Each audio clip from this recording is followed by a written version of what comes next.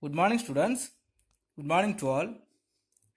And last day we have studied about the indifference curve and the properties of indifference curve and the budget line and the consumer's equilibrium on the budget line.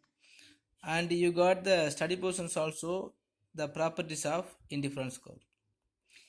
Okay, just we will remind about the last day study portions and today we will go to the next lessons. Okay. Your last day study portion is properties of indifference curve. I think you may have studied. So just we will remind the properties of indifference curve. So when we have studying the indifference curve, it has some of the properties. So on the properties only we can indicate it is the indifference curves. So one indifference curve must have these all properties. So first one of the properties is indifference curve must has negative approach. See, if you are taking any of the indifference curve, this all indifference curve must be as the negative approach. So why it has the negative approach mean on the basis of the rate of marginal rate of substitutions, the diminishing marginal rate of substitutions. So always when we are choosing any one of the commodities, we must give up the another one of the commodities. Okay, so it will start from the upward or from the downward. Okay, but it has the negative approach. When we are increasing any one of the commodities, we must give up the another one of the substitute commodities. Okay, so the properties, one of the properties of indifference curve is must have negative slope. Next, indifference curve are convex to the origin. So this is also on the basis of the same things. So on the basis of the diminishing marginal rate of substitutions. The indifference curve are not only negatively sloped but are also convex to the origin. The convexity of the indifference curve implies that not only the two commodities are substitutes for each other, but also the fact that the marginal rate of substitution between the goods decreases as a consumer moves along in indifference curve. So whenever the consumers increase or decreasing between these two commodities, it will create or it will form the convex or to the origin. Next, indifference curve cannot intersect each other. See, here that two indifference curve are intersect each other. But normally the two indifference curve will not each other. Suppose if the curve touch the another indifference curve, it means the two indifference curve as the different type of the combinations of goods. So normally every indifference curve will implies the focus or locus on combinations of two commodities which has giving the same level of satisfaction. Okay, but if any of the indifference curve is intersect other indifference curve, this means the two or different type of the combinations of two goods will not give the same satisfaction. Okay, so the indifference curve will never intersect each other, but here the intersect on each other, it is the wrong. Okay, the indifference curve will never intersect the other indifference curve. Next, the indifference curve cannot indifference curve do not touch the both curve. Here, so the indifference curve will never touch the both x-axis and the y-axis, because when we are consuming the two commodities, we must give up and we must purchase any of the commodities. Okay, so when we are consuming the two commodities, we must increase and we must giving the equal level of the commodities when we are purchasing the commodities. Okay, so it means so the if the indifference curve touch any of the x-axis or y-axis, it means the consumers will have never chance or will have never interest to purchasing the another one of the commodities. But the indifference curve will explain the different same level of satisfaction when they are consuming two commodities. Okay, but if the curve is touched any one of the axis, any one of the curve, x curve or y curve, it means so the consumer will get never interest to purchasing any of the commodity. Okay, next, price line or budget line. So we must want to get the full satisfactions when we are consuming any two commodities. Okay, but even though we have to consider our budget or our income or the price of that commodity. So the demand for a good depends upon the preference for the good and the purchasing power. So the preference pattern is represented by the set of indifference score. The purchasing power depends on his money income or the price of the goods. So here we have some two type of the places.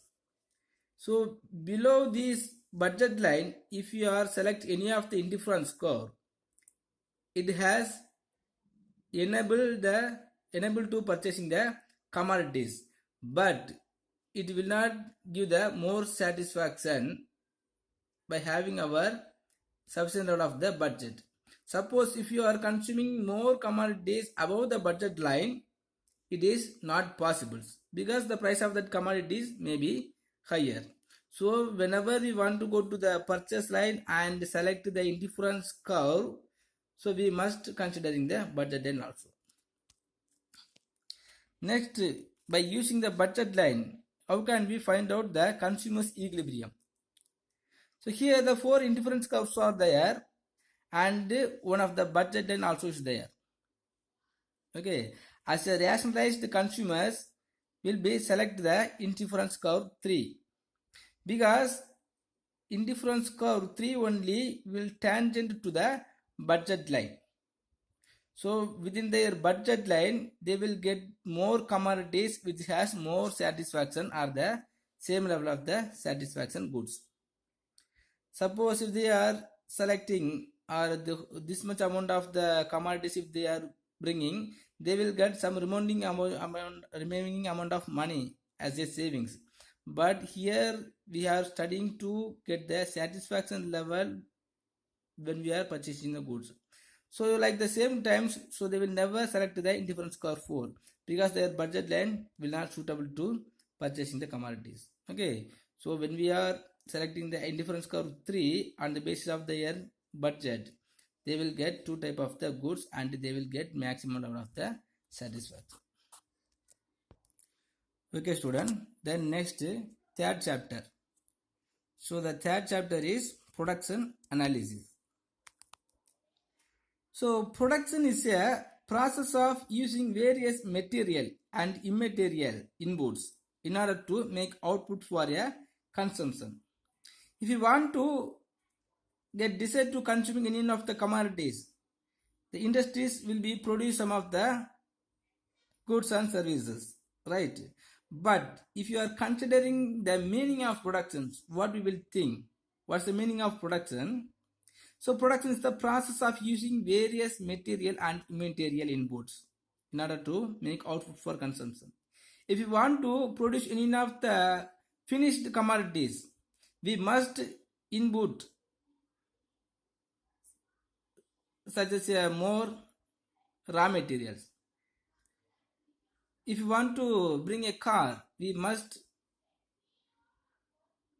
input the motor and the engines and the lubricants, oil, petrol or some things.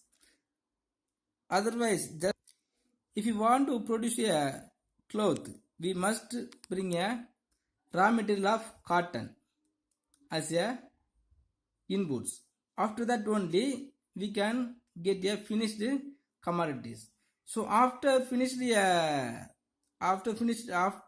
making a finished commodity only, we will ready to consuming that commodities. Otherwise we can able to consuming that commodities after became the inputs as a finished product.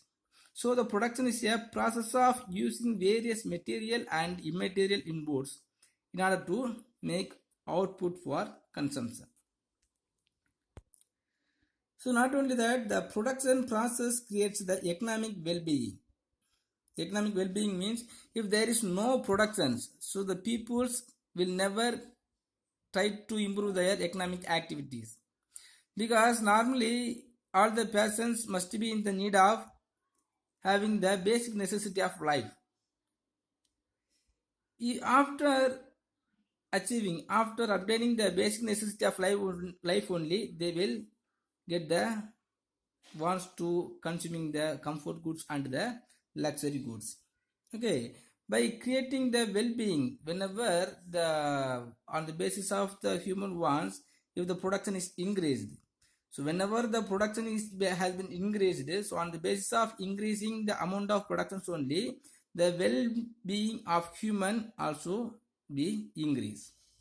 Otherwise, if there is no productions, mean what will happen? Just to think yourself, there is no production means there is no supply of commodities, and there is no employment opportunity, and there will be no economic creations, and there is no innovations, and what are the major concept will be coming from the productions, everything will be stopped. So the production process creates the economic well-being. So the satisfaction of needs originates from the outputs. So when the human wants will get more satisfaction, mean after consuming the produced product only. If you want to purchasing any of the car producer must be produced as the finished product. If he is not produced the car, we will never purchase the car, and we will never operate, and we will never get the consume. So the satisfaction of needs originates from the outputs. If the producers complete their production process, and if they are supplied the commodities into the market only, we can consuming that commodities. So when we are consuming that commodities only, we will get the satisfactions. Okay, so the satisfaction of needs originates from the output. If there is no outputs, we will never get satisfactions. After that, we will never get any further wants. So the production is the result of compilation of 4 factors of productions. So when we are studying the production process, so the 4 factors of productions also is there. So what are the factors of productions mean? The land, labor, capital, and organizations. If you think yourself or just you think, so without any of these 4 factors, we cannot produce anything. For example, land. If there is no land, can we produce any of the commodities in this agricultural sector? If you are deciding in this agricultural sector, if there is no land, we will never produce anything. So like that, labor also. If there is no farmer, then who will cultivate, who will seeding, who will cropping? So no work will be happen except the labor, without the labor. Next, capital. So the land and labor is also existing, but there is no capital to purchasing the seeds and fertilizers and making the irrigation facilities. What will happen? So there is no productions. Next, organizations. So everything, even if 3 factors are there, so one of the organization is important. Organizations mean, so we can assume as a business organizations or a market.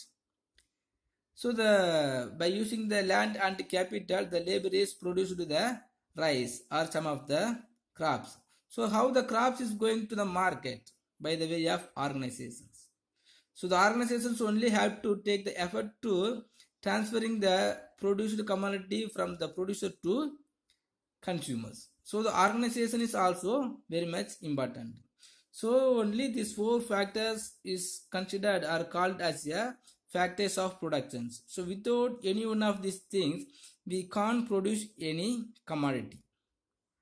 So only the 4 factors are called as a factors of productions. You should never forget The factor of production means the land, labor, capital and organization.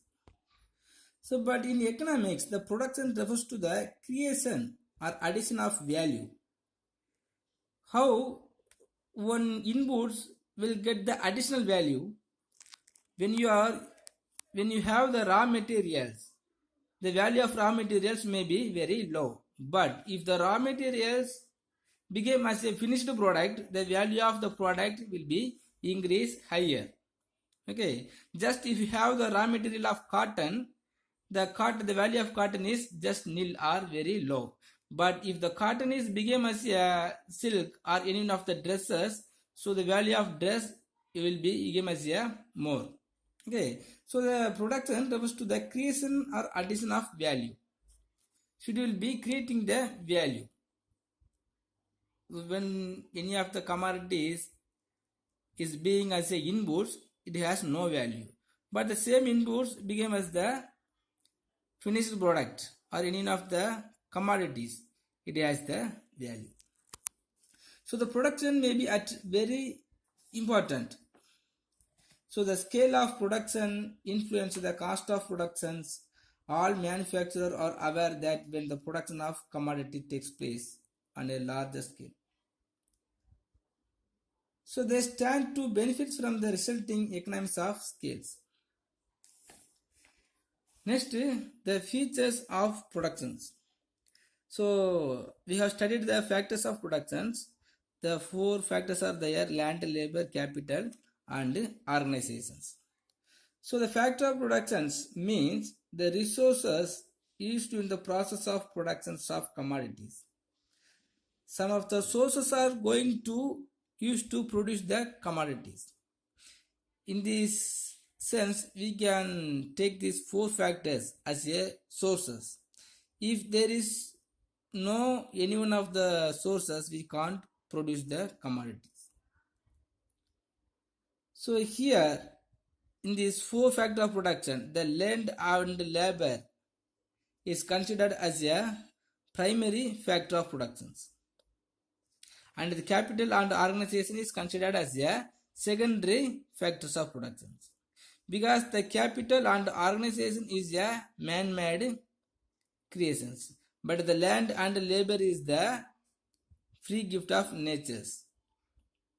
Okay, so and even if there is no capital and organizations, we can produce some of the commodities in agricultural. If in this agricultural sector there is no capital and organization, we can produce some of the crops by using the land and labor. So the land and labor is considered as a primary factor of productions. And not only that, these four factors depends on each other.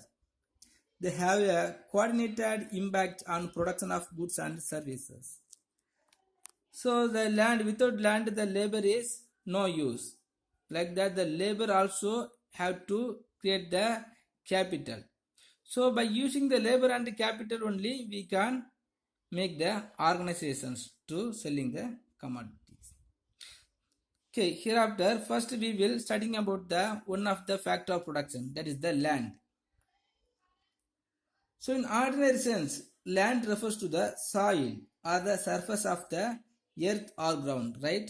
If we want to say the meaning of land, so land is the surface of the earth, otherwise the soil, otherwise the ground only we will think. But in economics, land means all gift of nature owned and controlled by the human beings which yield an income. Wherever the land is giving the yield or income by using that land, this is called land and is the free gift of natures. It is controlled and owned by the human beings. So even it is the free gift of natures, some of the land will be owned and controlled by human being which yield an income. If any of the land is not giving the income, this land is not considering as a beneficial land. So the land is the original source of material wealth. Land is the original source of all material wealth. Why we are considering land is the original source of all material wealth mean. Even in this agricultural sector and the industrial sector, we must need of land to constructing any of the building or cultivating any of the crops. So the economic prosperity of country depends on the richness of her natural resources. So on the basis of the sources of land, one nations will become as a rich or poor. For example, the land of India will not use us or will not bring the oil or gases. Or in other nations, some of the land or the land will have the more oil sources, the petroleum and the petroleum product. Okay, so even if any of the nations does not having the land which has the uses to producing the crops, the nations made as a rich because the land, the resources of the land of that nation has the high value, because in this land they will produce the petroleum which has the high cost or high price. So the quality and the quantity of agricultural wealth are determined by the nature of soil, climate and rainfalls. Even if you have the land must be as the more wealth and quality and quality. The agricultural products are the basis of trade and industries. So industry survives on the availability of coal mines or waterfalls for electricity productions. Hence, all aspects of economic life like agriculture, trade and industries are generally influenced by the natural resources, which are called as land in economics. Next, we will see about the characteristics of land. So, one of the characteristics of land is a primary factor of productions. As I told already, so the land is the first and primary factor of productions, because even if the agricultural sector and the industrial sector also must be in need of land. If there is no land, even if you have more rainfall, more irrigation facilities, more fertilizers, it will not be useless. So the land must be needed to construct any of the building to conducting the industrializations. Okay, so the private sector, the agricultural sector and the industrial sector also must be in the need of land. So the land is considered as a primary factor of productions. Next, the land is a passive factor of productions. Land is a passive factor of productions means the land will not do anything. The land will not do anything. We can use the land. The land will not movable and the land will not doing, I will not producing anything that self. So we can use the land in multi ways. Okay, so the land is the passive factor of productions. Next, land is the free gift of nature. So no persons can create the land. Okay, even if you have the more talent to produce any of the commodities or all the commodities, so no persons can produce the land. So the land is the free gift of nature. Even if the land is considered as a primary factor of productions, no one produced the land by using any of the commodity. Next, the land is the no cost of productions. The land has no cost of productions. Okay, we can't produce the land, and even though the land has no cost of productions, it is the free gift of nature, already as we told. Next, the land is fixed in supply. Land is fixed in supply mean, for example, if 1 acre land is there mean, within the 1 acre land, how much of product we can produce, it is the fixed one. By increasing the more irrigation, more fertilities, we can't increase the supply, because it is the fixed in supply as per the law of nature, as well as inelastic in supply.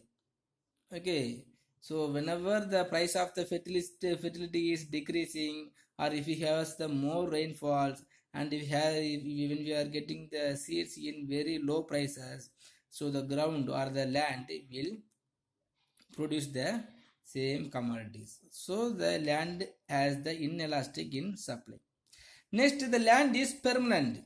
Okay, we can't demolish the land, and we suppose we can transferring the ownership of the land from one person to another one of the persons. Okay, but land is always will be there in there itself. The land is permanent. Okay, even if you are not using the land is existing there itself. Next, the land as immovable. So the land cannot moving from one place to another one of the places. Okay, so the other factor of productions only has to move to use the land. The land will never move from one place to another one of the places. Next, alternative uses. The land as the alternative uses. Alternative uses means, so we can use the land for producing any of the agricultural commodities of that is the cultivate any one of the crops. Otherwise, we can use the land to constructing any of the business organizations. Otherwise, we can use that land to constructing any of the home. So we can live there as a comfortable. So we can use the land as very broadly. Next, so land, it is the subject to law of diminishing returns. The land is the subject to diminishing law of diminishing returns. Law of diminishing returns means, so when we are using any of the land continuously 1 or 2 years, or in 1 or 2 more years, in course of time, so the land will decrease the productivity. Next, the land is heterogeneous as it is differs in fertilities. So on the basis of the resource of the land, or on the basis of the fertility, the land will produce more crops. Okay, so today we have studied the characteristics of land, and the 8 characteristics are there. If you have any doubt, please ask me, and take your study portions in the characteristics of land itself. Okay, students, thank you.